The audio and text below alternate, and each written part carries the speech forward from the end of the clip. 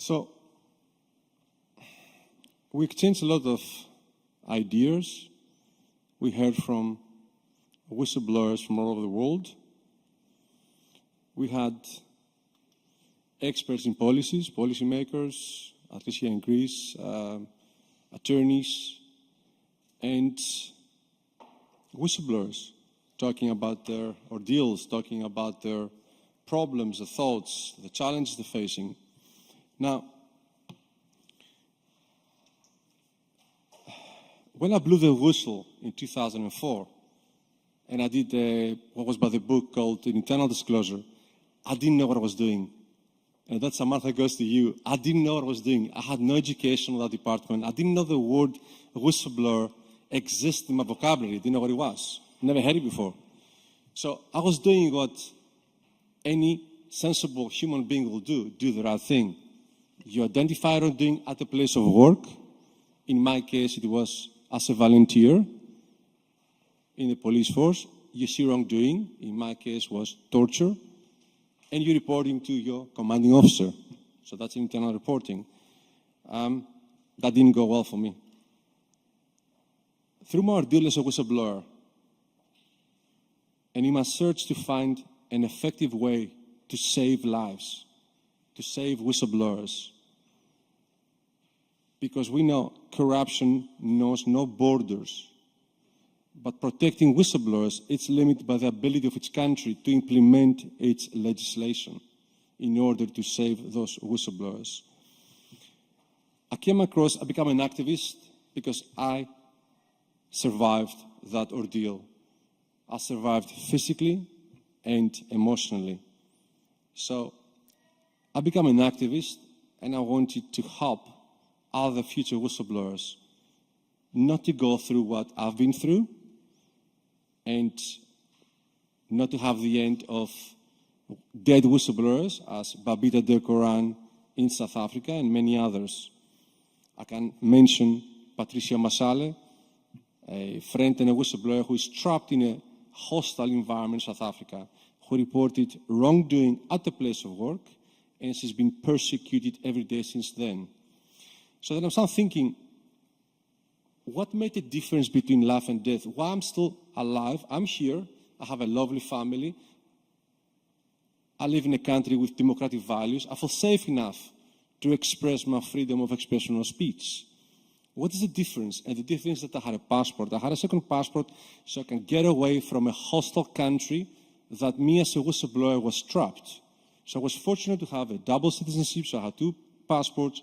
I could get away safe. Babita Dekoran didn't have this option. Patricia didn't have this option. I can go on and on and on.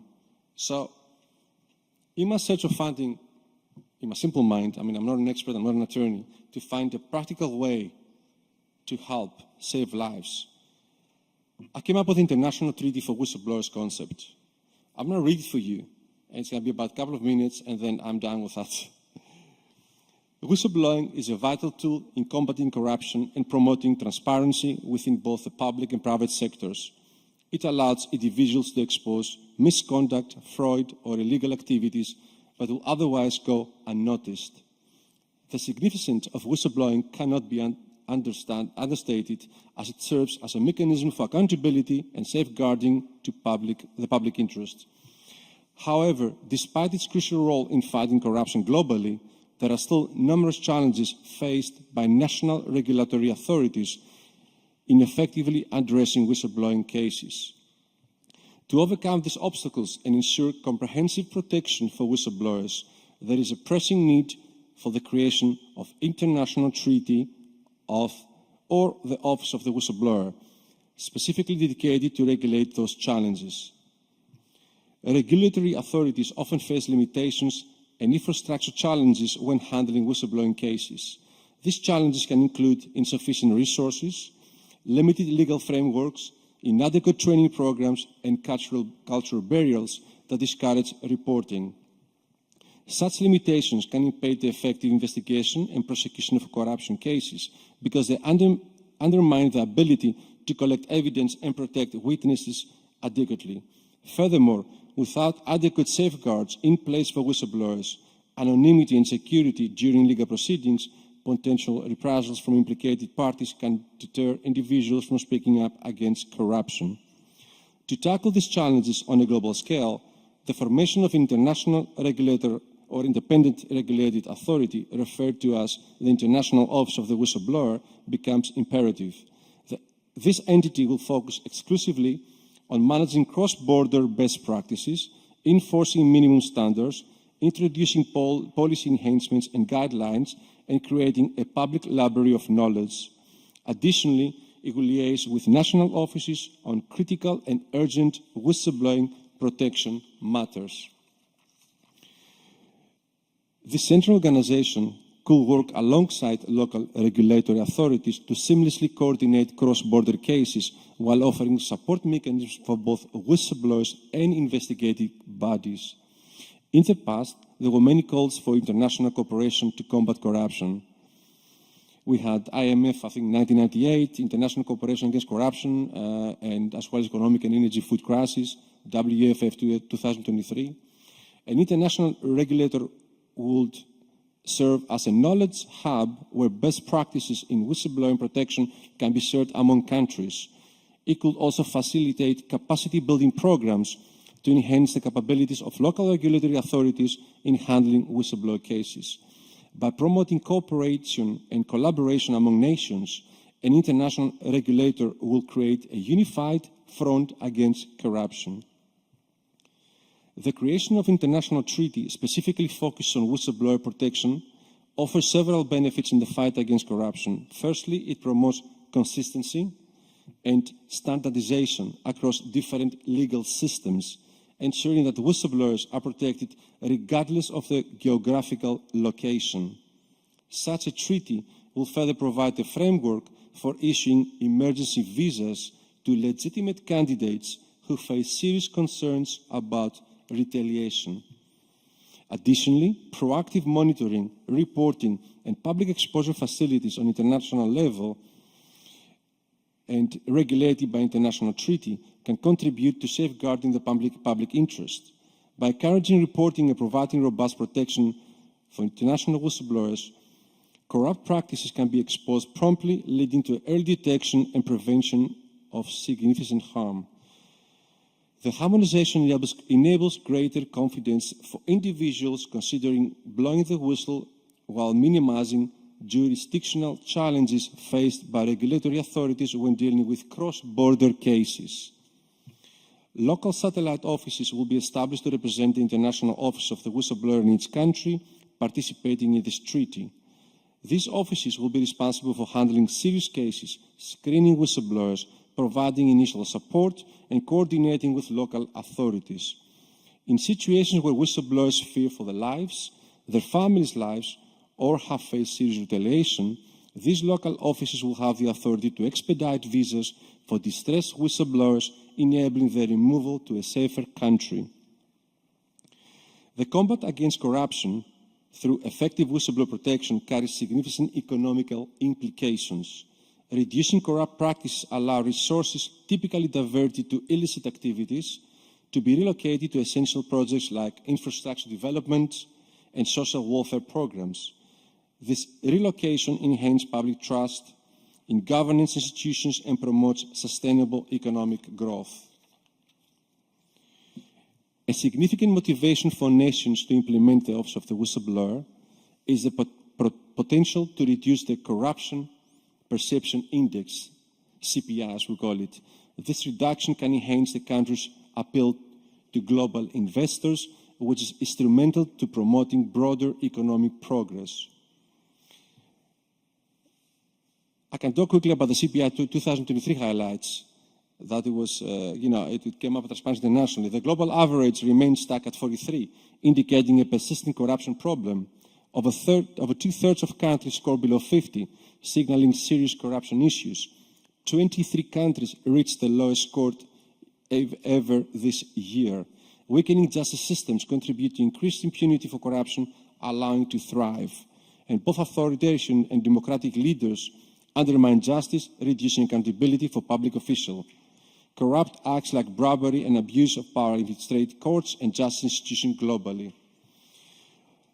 One of the main obstacles encountered by whistleblowers is residing in hostile countries where their actions are met with severe reprisals.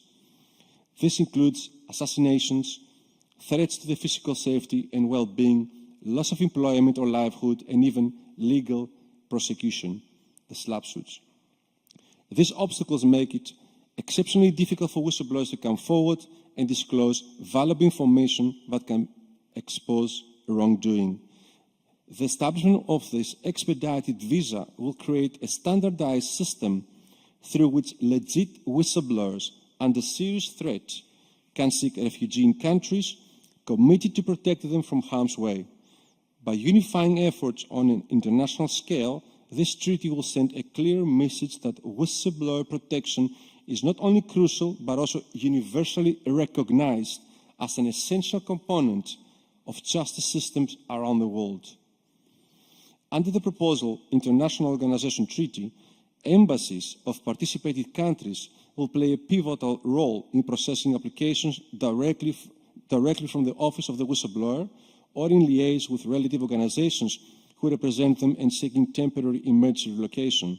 These embassies could issue an expedited visa for individuals facing immediate danger due to the significant disclosure activity.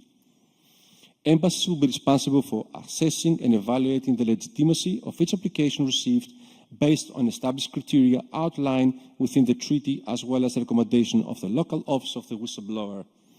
This process will ensure that emergency visas are granted to individuals who can demonstrate a genuine risk to the safety and well-being, as well as serve the interests of the cross-border countries they seek asylum from.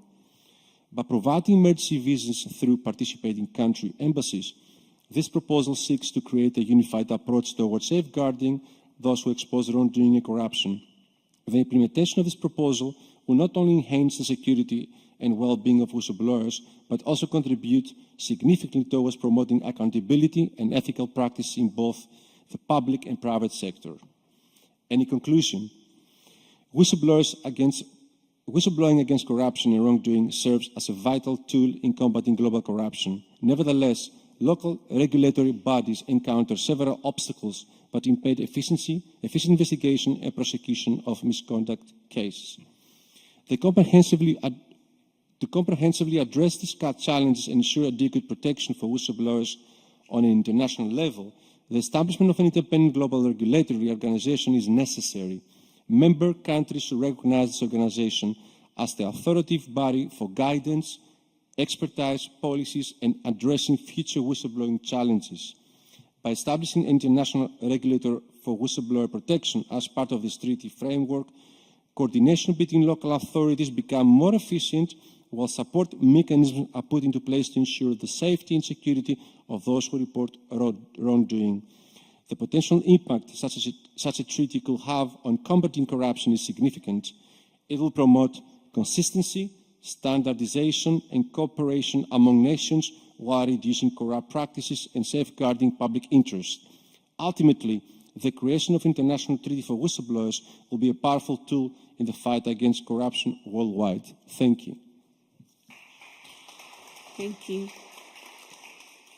Ari, isn't that online? Don't you have that? Where can people find that so they can read it and digest it a little bit more for themselves? Thank you for reminding me. I'm actually quite tired, so sleep on mine. So on our Liberty of Speech website, it can be found under policies, and also Blueprint for Free Speech has published that study of mine. Thank you. Thank you. So I'd like to also now introduce Dr. Louise Portas from the UNODC and from the UNCAC Coalition.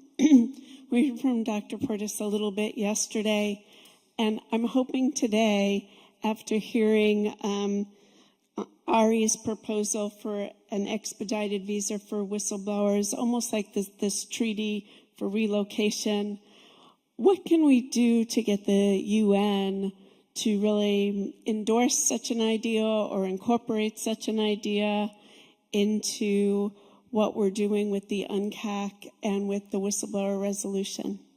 Thank you very much. Thank you so much, dear Jackie, and good afternoon, everybody. It's very nice to be here again with you today.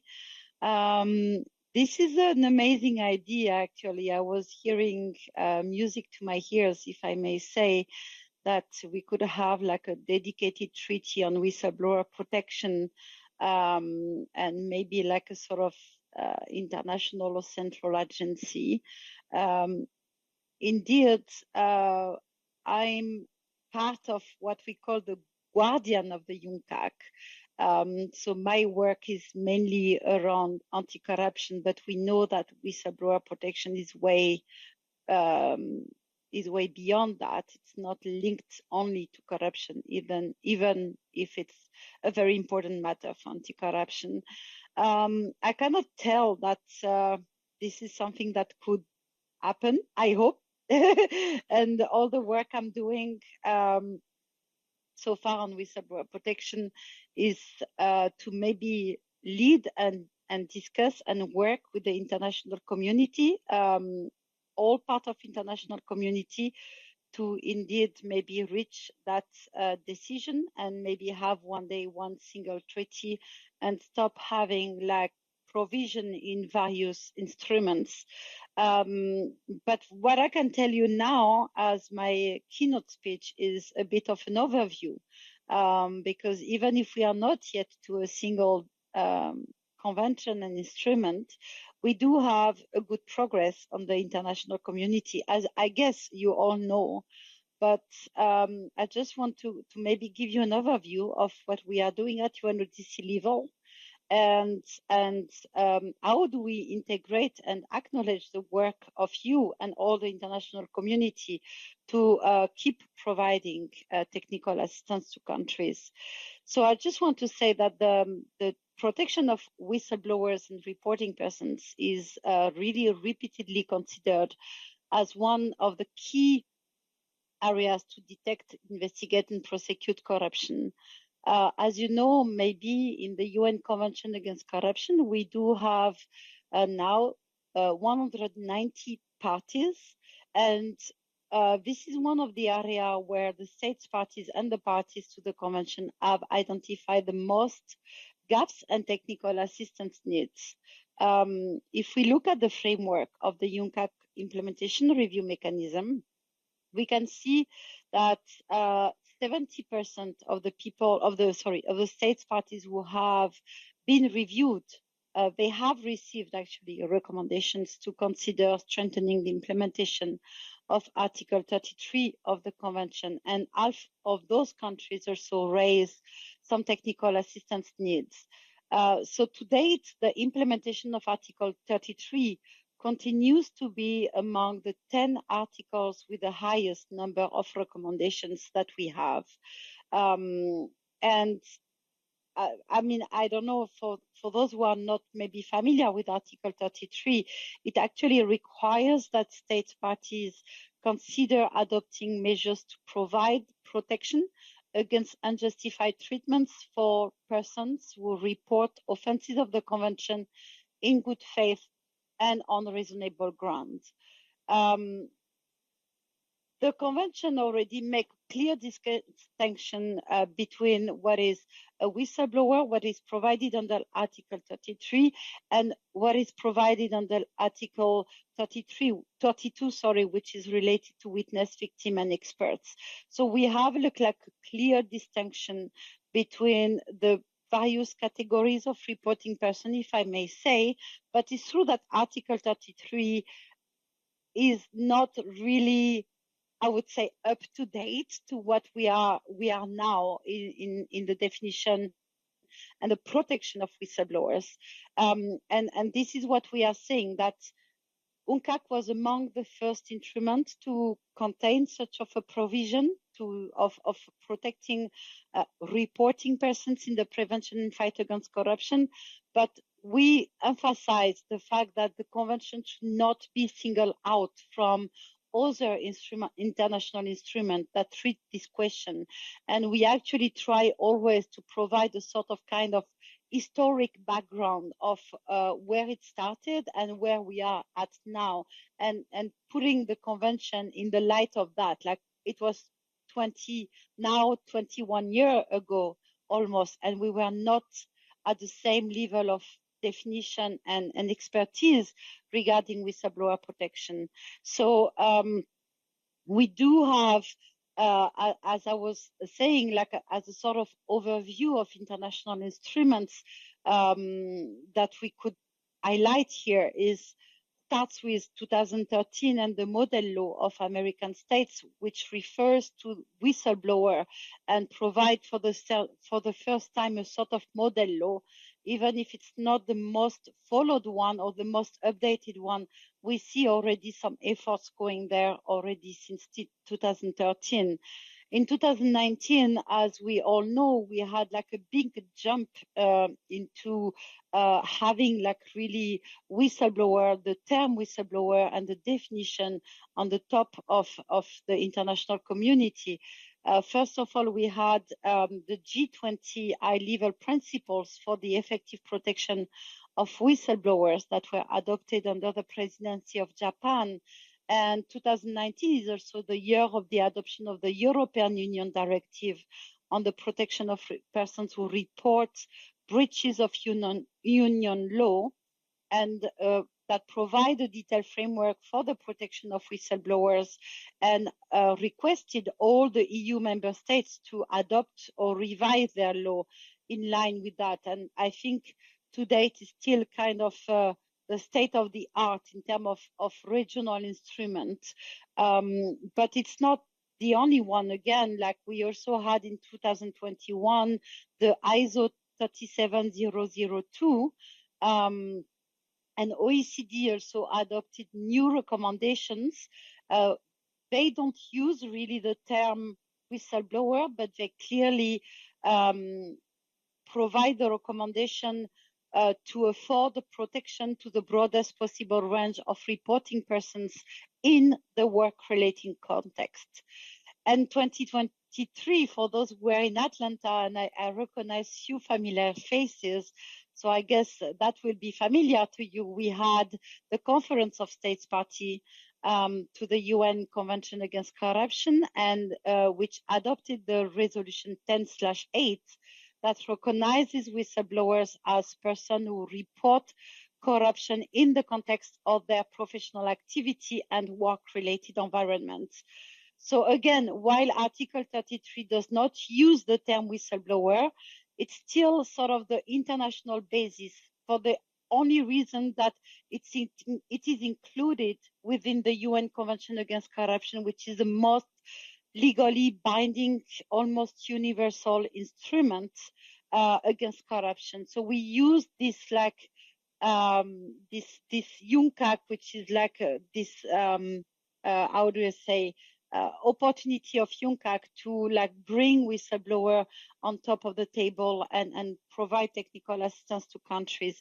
And the resolution 10/8 is very important for that, because it recognizes that Article 33 is not alone. It's not like UNCAC and the rest. Like Article 33 needs to be read in light of everything that the international community, the international like also conferences like we have today are doing, and what, as we discuss and always discuss about better defining whistleblowers, like this should be entering into consideration, and we cannot anymore consider Article 33 as fully in compliance if a country doesn't have something for whistleblowers. So this is really the work that we are trying to do, and we indeed, under this framework, provide an increasing and ever specific number of technical assistance, because we do see that states parties to the convention do develop new whistleblower protection frameworks. They revise some old ones, and more they have advanced in that work, and more their request for technical assistance is very specific. So this forces us as well to always make our expertise, more developed and more specific, and be able to provide them with like really tailor-made technical assistance. We also see, for example, that the concept of whistleblowers, because it gets better defined and becomes predominant on the international scene, sometimes is not understood the same way, or it's not always a clear understanding, which means that there is a lack of harmony in the definition. There is a lack of understanding. Some people may think they are whistleblower where they are not, or the other way around. That we heard people saying, I didn't know I was a whistleblower. So we know that this can be difficult for them, like it can increase their risk, their vulnerability, the whistleblowers. It can also make the distinguish between whistleblowers and other categories of reporting person more difficult. And today, when we provide technical assistance to countries, we still have a lot of discussion and a lot of convincing discussion to convince them that there is a difference between whistleblowers and witnesses, but whistleblowers still need protection, physical protection, and the same kind of measure that witnesses usually benefit. But they are not witnesses, or if they are becoming witnesses, they are also whistleblowers. So this is like a long discussion and convincing moments that we have with a lot of countries in this regard. So yes, there is a great need for clarification of this concept. There is a great need for better understanding of the notion of whistleblowers, the difference between whistleblowers and other categories of reporting persons. UNODC, now mandated by the resolution 10/8, will and continue and expand its technical assistance provision, keep supporting countries in getting robust, safe, more inclusive whistleblower reporting and protection system. We also work a lot in raising awareness on the impact of gender in the whistleblower protection and what can be done to have like whistleblower protection mechanism more gender sensitive. This is a big chunk also of our work. But I do hope, like you, that the resolution 10/8 is only the beginning. It's a bit small. It's just to specify an article of the convention. So I do hope that the resolution is a beginning. We will be able to go more far. And I do hope that during my time still, and maybe I will be part of the adventure of hopefully maybe one day developing an international instrument dedicated to the protection of whistleblowers. I'm all with you on that. I can't promise that it's going to be under UNODC. Well, I hope so. But no matter who is taking this challenge, I would really be happy to support it. And thank you very much for inviting me today. Thank you, Dr. Portas. I think we have some work to do together. We have another 1.5 years for the next UNCAC, so maybe we can come up with some ideas. We'll have another meeting just about that. So, let's hope, yes. Yes, Thank please. you so much. Samantha Camilletti. Hi again, everyone. Ari, also, like Dr. Portas, I'm so inspired, and I really hope that this treaty does gain popularity and we can get something going, especially coming from the NGO space. I think the idea of having some sort of central international regulatory body that's investigating and doing this kind of work is really astounding, and I am just hoping that it goes far. Just for those of you who might have joined the live stream recently, my name is Samantha Camilletti. I'm from Freedom House's Emergency Assistance Program. Our emergency assistance program started in 2007, and throughout all of that time, we know and we've seen how important it is to protect and sustain these individuals who are often putting their lives on the line because of their anti-corruption work. And so I'll keep my remarks brief, but I have just two main thoughts on how we can fight corruption by protecting those who are on the front lines of this fight and use this kind of pre-existing spaces we have in the NGO space to do that. Of course, since I'm coming from the protection sphere, I am approaching my thoughts from that angle. First, I think it's important for emergency assistance programs to broaden their criteria of who they consider a human rights defender. There are so many different types of assistance programs out there for journalists, writers, artists, women, and those working on LGBTIQ+ issues, lawyers, people from indigenous communities. And yet there is still a whole range of people out there that are falling through the cracks of these various criteria, to include whistleblowers and those working on anti-corruption work. We've only recently done this ourselves through the Non-Traditional Advocates Fund that was started at the end of 2022.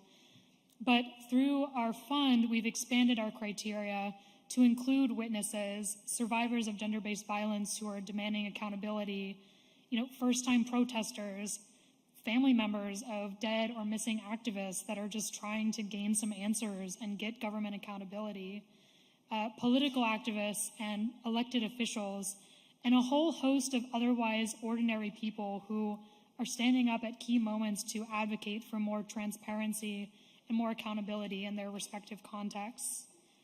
I think this is important to consider because these types of profiles are not considered the standard human rights defender. And I think to truly marry the human rights and anti-corruption space, which there's a lot of talk and conversation about, more can be done to support these individuals. Secondly, and this has long been a problem we've identified in the protection space, so I'm not saying anything revolutionary here, but there should be more medium and long-term options to support and rehabilitate these anti-corruption activists, and better, stronger connections between the short-term assistance that we provide, for example, and what other programs might provide, and we were discussing that on the last panel as well. This includes opportunities for rest and respite programs, scholarship opportunities, and other safe spaces that can be provided to re-energize and provide opportunities for these whistleblowers and other anti-corruption advocates to share their often hard-won experiences and expertise with others. These opportunities are far and few between for activists, but they become even harder for whistleblowers and others in this non-traditional space to access. And then finally, I think it's just important we have conferences like these to meet and share ideas, but also just to make sure we're not working in isolation.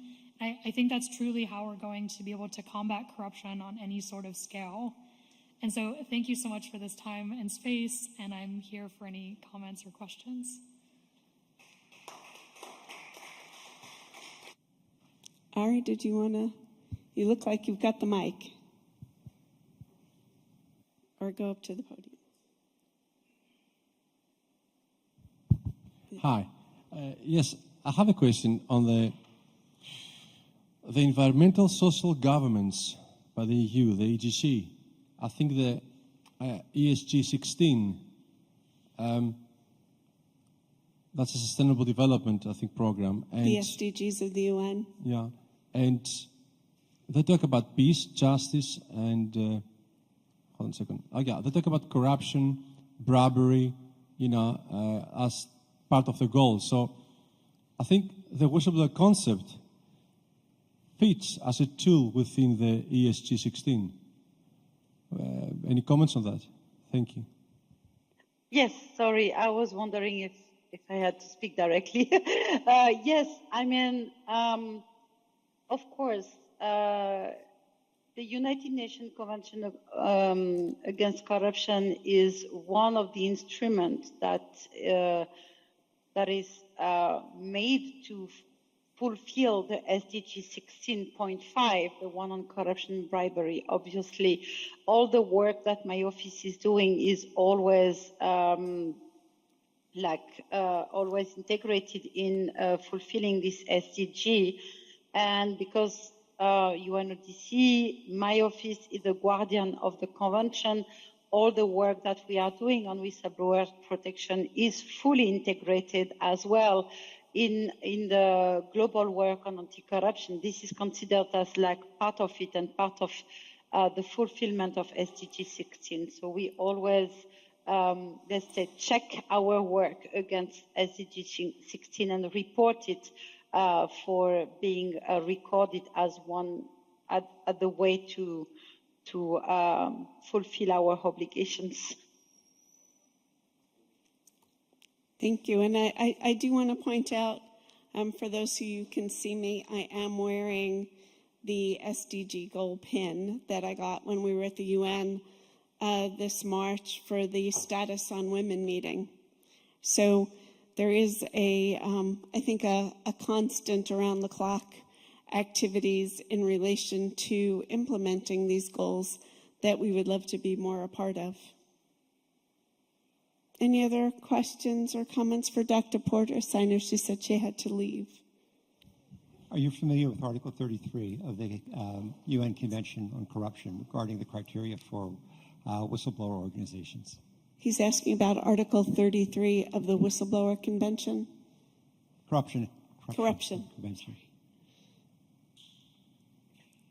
Yes, thank you very much. Indeed, the Article 33 of the Convention requires states party to the Convention to take the necessary measures to provide protection against unjustified treatments to any person who reports offenses of the Convention, which means corruption, in good faith and on reasonable grounds.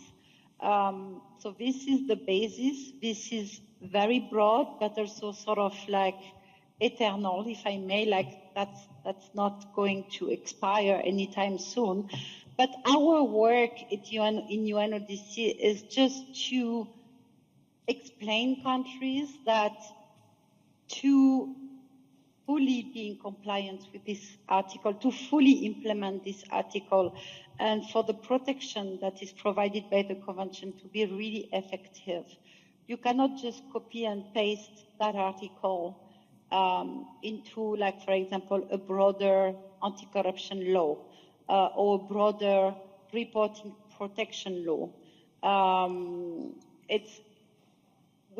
Of course, many countries, between the adoption of the Convention and, let's say, the past 5 years, they thought that implementing Article 33 was that. But then they realized as well that when you try to actually implement those laws that are not specific enough, they do not succeed in having like really robust and effective protective mechanism. They do not have enough tools provided by the law to adapt to the specific situation of the various categories of reporting persons. So it started by the US originally to have this like focus on insiders and develop the concept of whistleblowers. But it's just, we are discussing with countries that if you want to fully implement Article 33, you need to have different frameworks, different mechanisms for the various reporting persons. Of course, I mean, normally I have 2 days to explain that. So during my speech today, I didn't go that far, but like there are like some specific elements. You have like a wide range of categories of reporting persons, and all of them need to have a dedicated measures and framework. And when we talk about whistleblowers, then we talk about a specific category of reporting person that needs also to have a specific kind of protection. So that's what we say about Article 33. It's good, but it's very generic, and it needs to be read in the light of everything that we are doing, including now, like everything that the international community is doing, discussing, advancing what we call the global standards. All of this should be like integrated into the implementation of Article 33. Thank you. Thank you, Dr. Portas. I think we're going to transition to our closing remarks. So thank you. I know you have a meeting. Thank you very much. Thank you for everybody. Goodbye. Goodbye.